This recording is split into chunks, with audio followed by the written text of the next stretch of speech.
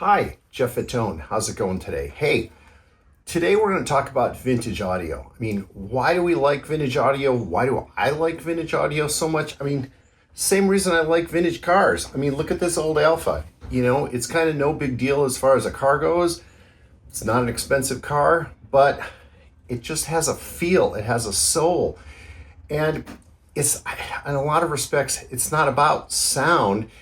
It's just about the experience, and sometimes it's about the memories, and sometimes it's even about the story behind it all.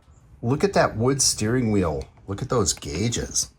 We just don't get that in a lot of modern hi-fi. It's kind of like these tuning meters. Hey, it's just like the wooden steering wheels. We don't see too much of that anymore, do we? All of these components, they've all got a story behind them. This Sansui, I had one of these first year of college, and I bought it in Wisconsin at Team Electronics in the mall. And this one actually just came in. Found this on eBay. It's going to need some work. We're sending it off to get serviced top to bottom.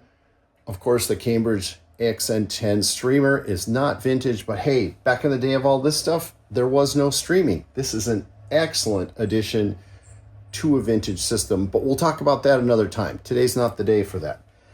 The Hafler stuff. Look at these Haflers. DH200 amp, 101 preamp. I built these. Well, I didn't build these. I built a pair of these as a kit.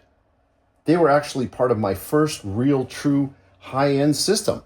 And you know what? The dealer that I bought them from, Audio Emporium in Milwaukee, Wisconsin, is still there. Is still helping people buy great gear. Dave is still a friend of mine. And the fellow that I picked these up from just recently, he was actually the original owner, and he built them from kits. They work. They actually sound pretty good. So we're going to go through these, clean them up. The Sony SCD1.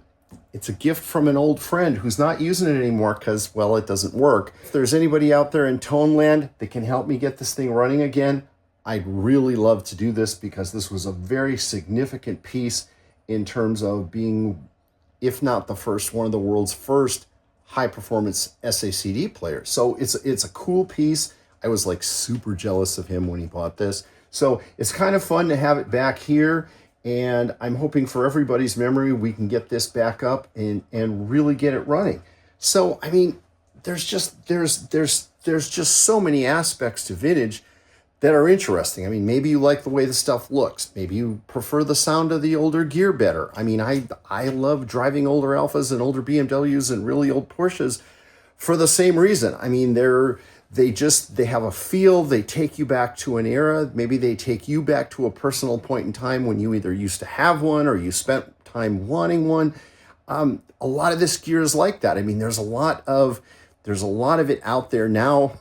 Some of it's a little bit too expensive, but there's a lot of it out there now that, maybe you can't have that mint 69 Z28 Camaro or that perfect Porsche 356, but you can get an awesome receiver, or you can get a great pair of speakers. There's a complete network out there that will help you keep your vintage gear up and running in tip-top shape. And we'll talk about that in one of our next videos. So for today, thanks for stopping by.